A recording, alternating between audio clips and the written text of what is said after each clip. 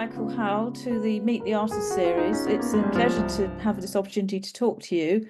I think we should begin at the beginning and so find out what inspired you to take up music. Was there something early on in your life that was the inspiration? Yes. Well, I must say thank you for having me, Frances. It's been such an honor to be invited to your podcast, Meet the Artists.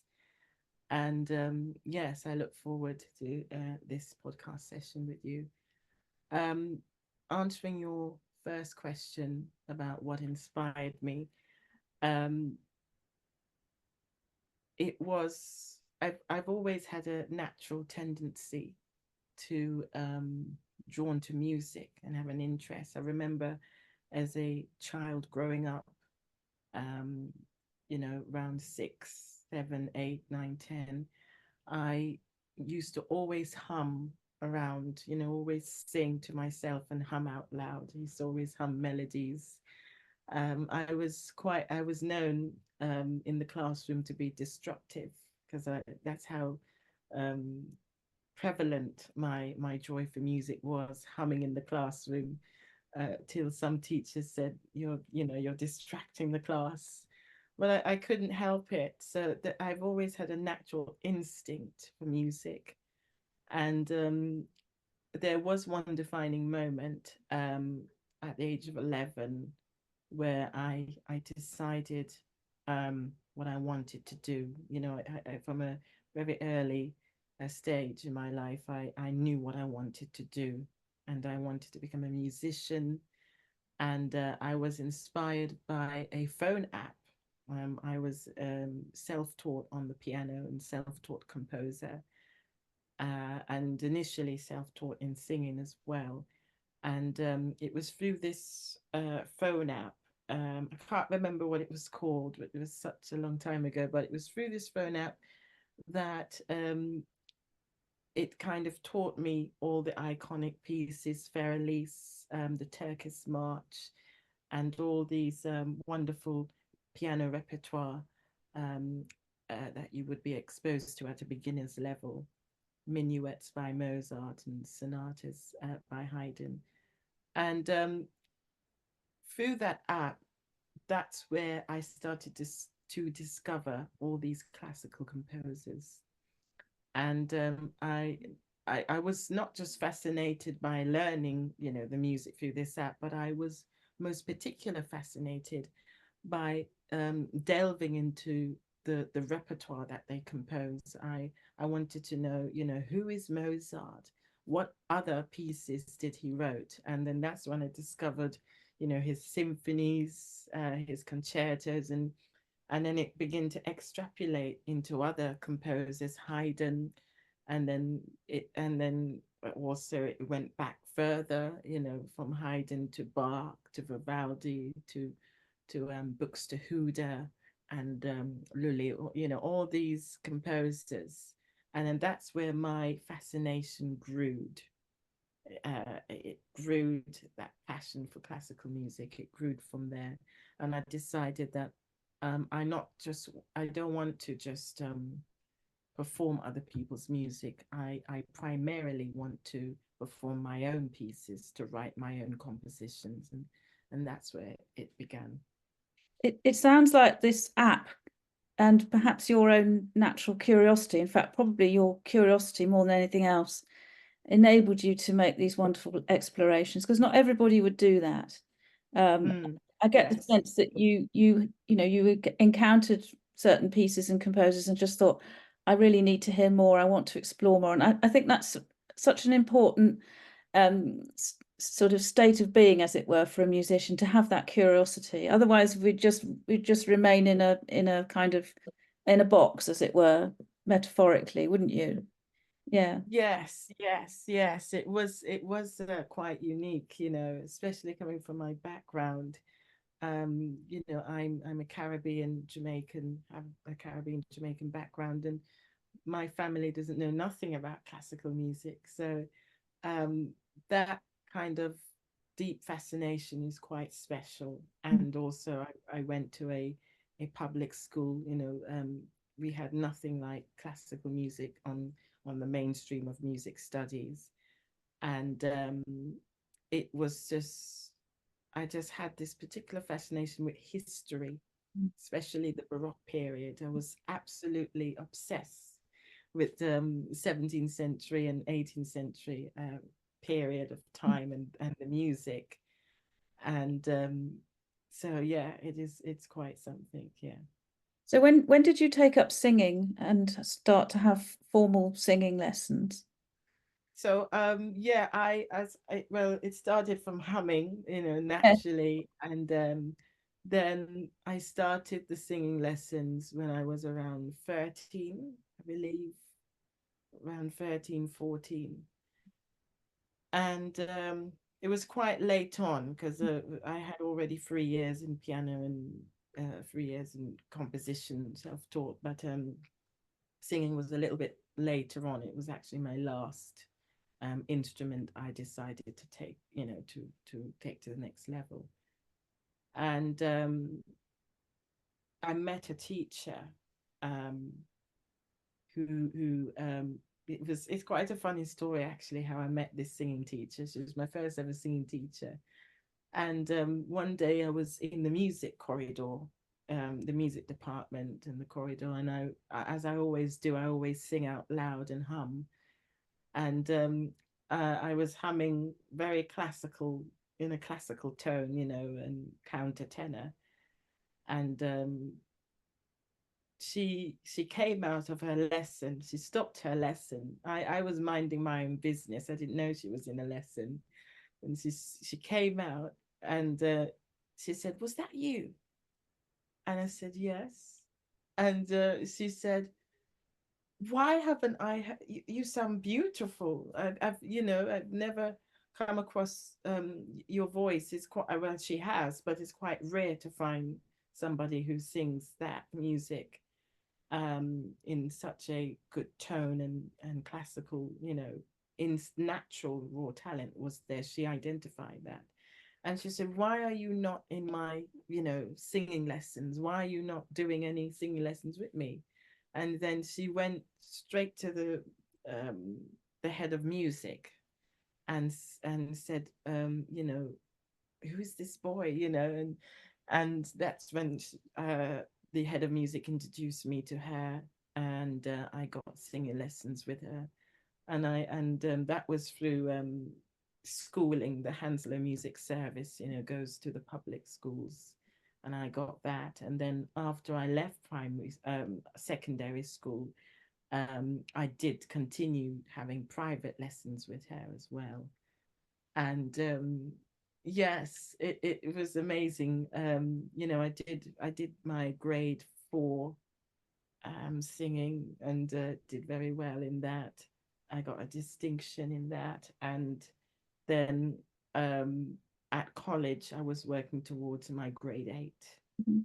I trumped from grade 4 to grade 8, because it was the time where, after college is university, and I decided to go all the way out with this music career. I studied music at college, and then I decided I wanted to study music at university level. So in order to go to university, you would need your grade 8 in your principal instrument. And I worked with her, and that's what I did.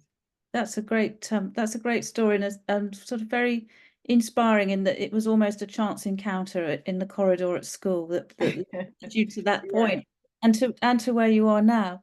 yes, yeah.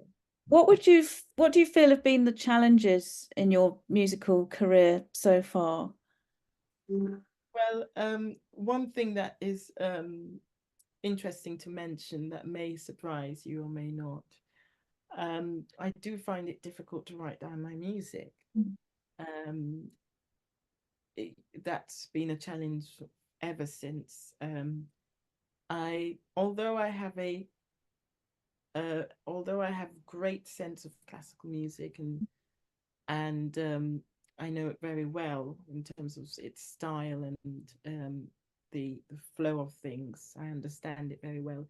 I have struggled with reading music and writing it down, and that has been a challenge ever since. Even when I was in university, I struggled a lot with writing down my music. Um, Even though I've done my grade 5 in theory, I do have my grade 5 in theory. But I still, looking at a score and then singing the notes. No, I that was that took time. A lot of my singing teachers will have their own stories of me. Yes, and I'll mention um, a story behind it because it is inspirational.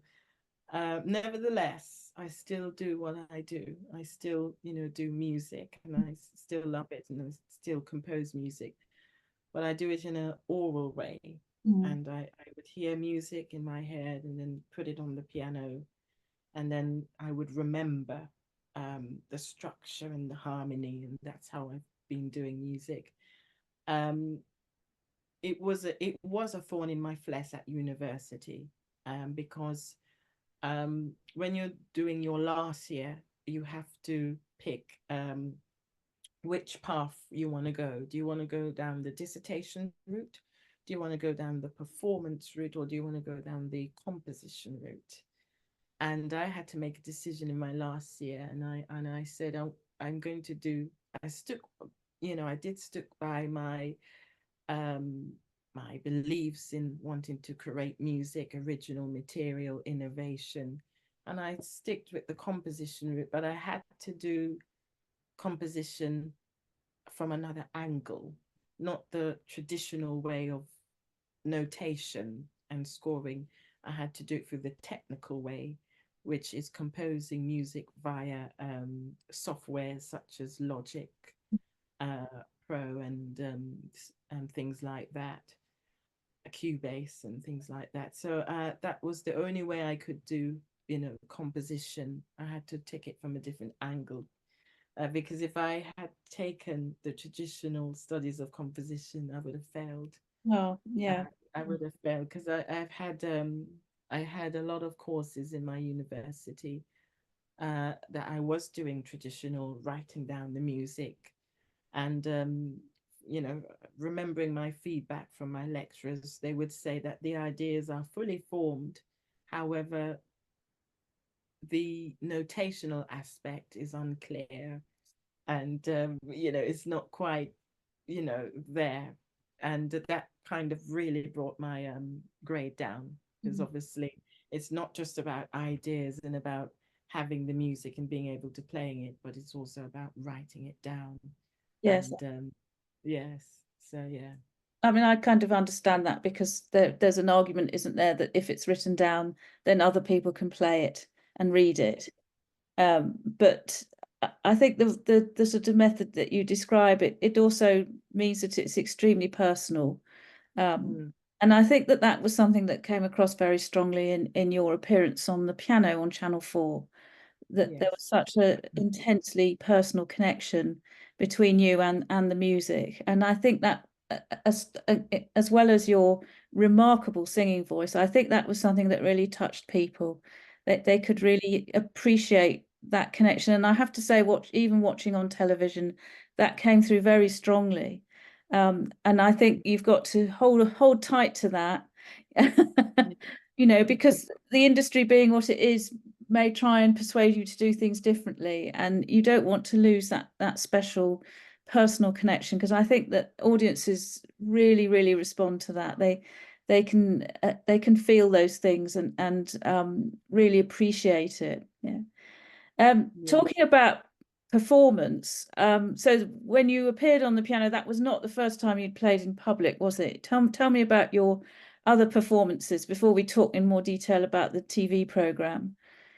Yeah, so I've had a lot of performances. I've performed um for Apple Covent Garden. I did perform years ago at their opening event for Autism Awareness Week, and I've performed for the BBC back in 2017. They did a feature on me.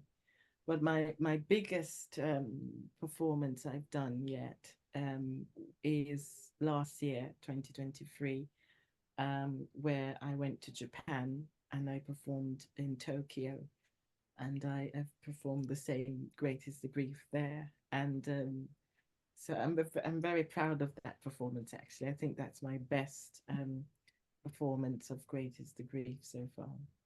Yeah. Do you enjoy performing? Do you find it easy, or I mean, a lot of people can find it very nerve-wracking, and yet they still love doing it. How do you feel about performing? It's it's a very unusual state, actually. The whole nerves bit, beforehand and the preparation.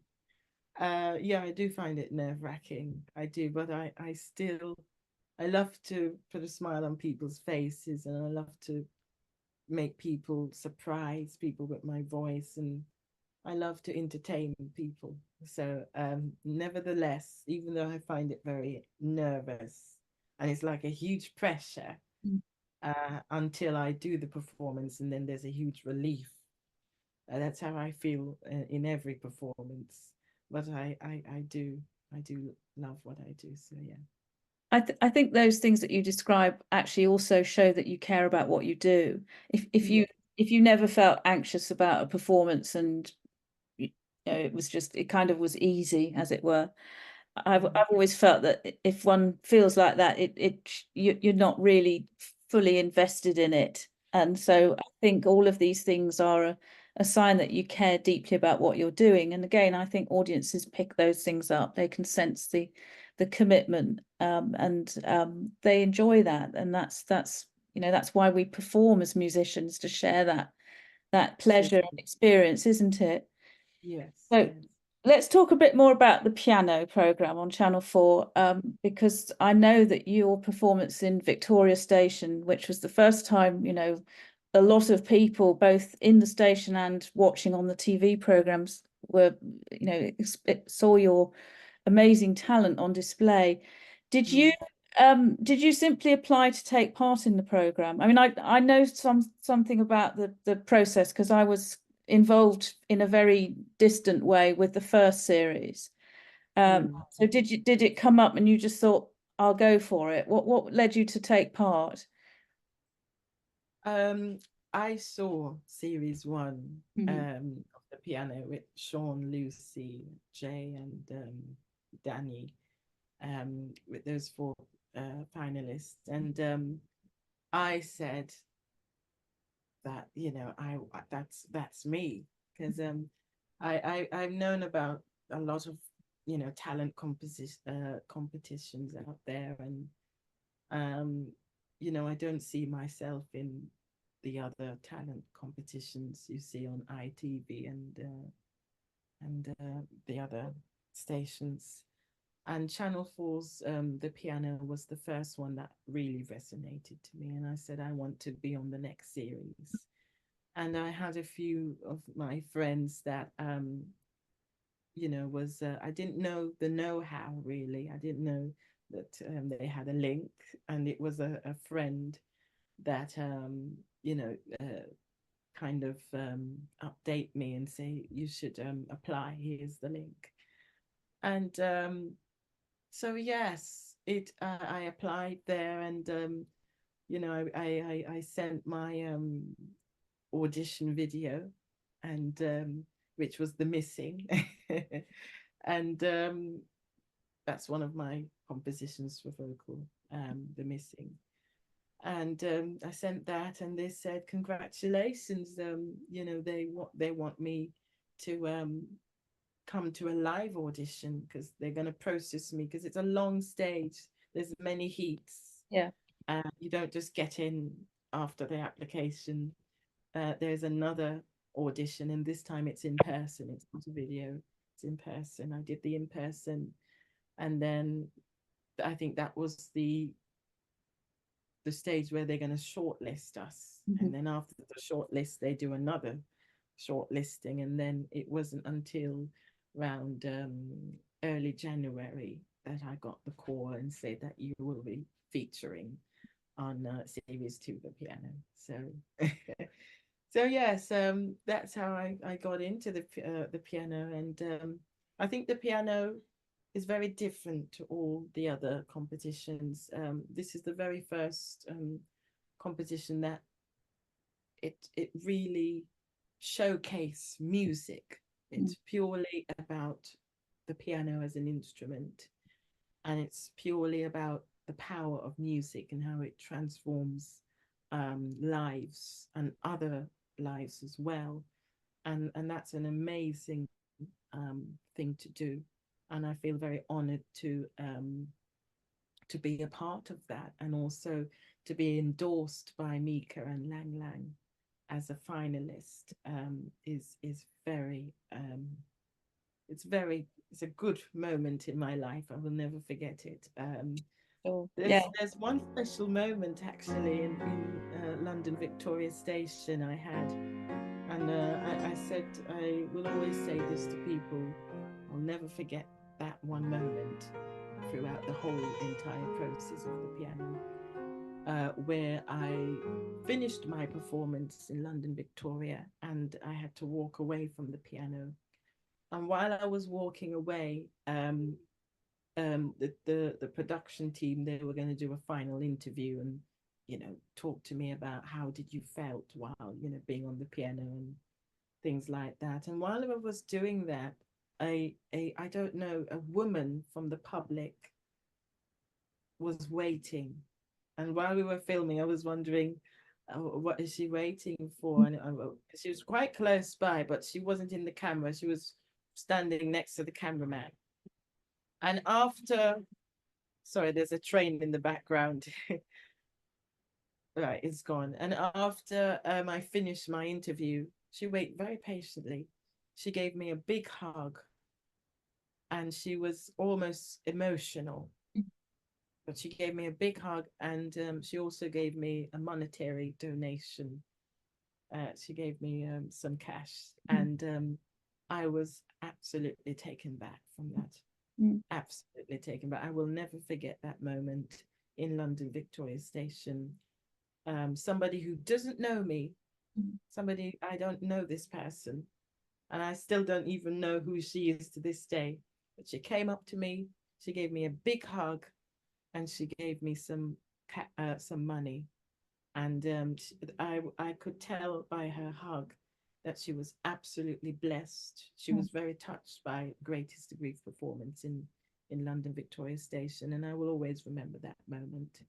And it reminds me in my time of, when I do feel lack of motivation, and when I do feel like, I don't want to practice, or I don't want to um, do any writing of composition. It reminds me that, people need your music. You're not doing this just for yourself. You're doing this for, humanity, for people, because people love what you do. And there's something quite special and even spiritual about my music, and people need that, especially in this time and era. Oh, So yeah. I absolutely, I couldn't agree more. I think more than ever, people really, really respond to it, and yeah, it's very special, and it touches people in very distinct and individual ways. Mm, And that's what makes it so wonderful. And each person has a different response. And sometimes they can't explain why something has touched them so much. But I mean, it was quite evident from the comments over on Twitter after your performance how much you're playing, and the sound of your voice, which really is quite something. I mean, it's mm, very thank unusual. you. I know that I think Claudia Winkleman made a comment, didn't she, immediately after about, or talked to your mum and just said this is amazing, and it is such an unusual sound. I mean, the countertenor voice in general, I think, is not something that's heard that often, Mm. and it's such a special sound, coupled with your playing, which I know Lang Lang described as something like the new Bach. And I remember when we spoke the other week that Bach is quite important to you, isn't he? Tell us a bit more about your feelings about Bach and his music. Yes, he has. I think he has always naturally influenced me, even when I think he hasn't. um, but yes, there's something very special about Bach, and one thing that resonates with me is how he treats music, and he was very devoted to his faith and to the church and to the Lutheran, Christianity and God, and he believed that music is to praise and bring honor to God, and that did resonate with me from a philosophical viewpoint with music and philosophy, but also the way how he writes his music. It's like no other composer. You know, there's one particular piece. There's many, but if I had to list one of my favorite works, it would be the opening movement to the St. John's Passion. Um, Unser Herrscher. That movement, the very opening movement with the two oboes and two flutes, that line that they do along with the ostinato of the orchestra in the background. And I just keep listening to it. This year I just kept listening to it, and it's very dramatic movement. And I think that is being resonated with me a lot. And yes, there's other composers as well. There's other composers. I particularly am fascinated by the French Baroque music. I do listen to a lot of Charpentier, Lully Rameau, and Michel Delande. I listen to a lot of that music, especially church music as well, the Stabat Maters, and a lot of the masses that they would write, the grand cantatas and all of that. So yes, I think that has played a large influence on me. Have you thought ever about writing for mixed voices, given your interest in these works? Has that Yeah, ever occurred to you that you might like to try your hand at a choral piece? I would, but I think I would need some mentoring from that because I've never done it before. One thing that at the moment I seem to have a particular fascination with strings. Oh, So okay. at the moment I'm writing a lot of string material, and especially vocals and strings. My solo vocal with a string background accompaniment. So I've been writing a lot of that, and yeah. That's interesting. Just to go back to the piano program, how do you feel it has perhaps influenced your musical career going forward? Do you feel that I mean, there must be things that you've taken away from that experience which are going to stay with you? Perhaps you could elaborate on that for us. Yes, I think this is a massive achievement, to my career. And one thing that I've learned from it is that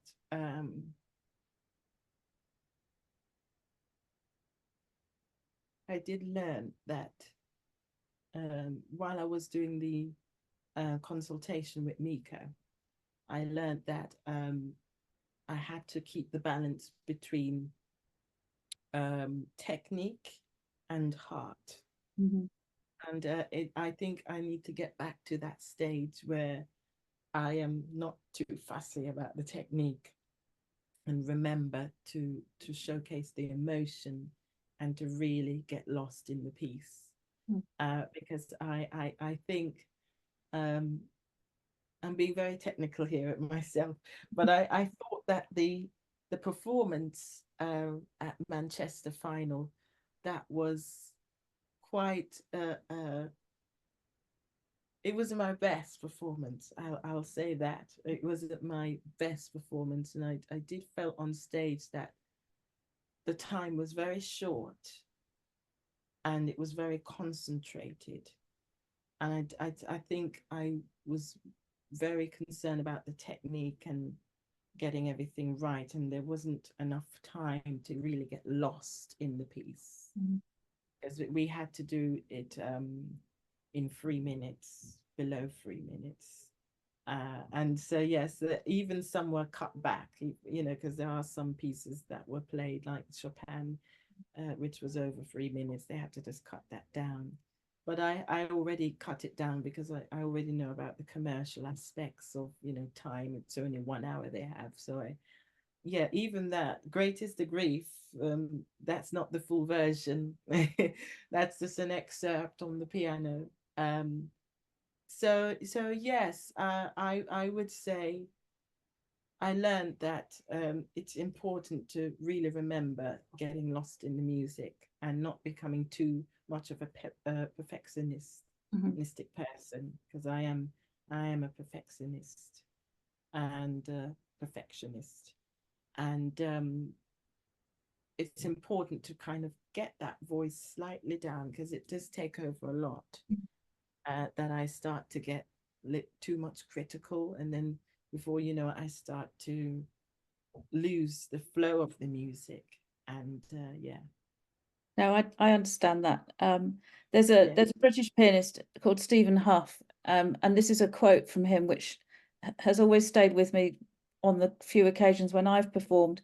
He says you have to be a perfectionist in the practice room, but a bohemian on stage. So he's basically saying the same thing as you, that you know, you have to do the detailed work in the practice room, but when you step on stage, you put that away, most of that away, because you've done your Yeah. preparation, and then you can be free, you can invest in the emotions, and you touch the audience. So I think that's such a good rule to live by in a way as a musician, isn't it? Yes. We have to be perfectionists because we've got to practice, and we've got to practice in a way that you know enables the music to be performable. But there is a point where you step away from that, and that's when the magic really happens, isn't it? And Yes. you know, Yeah.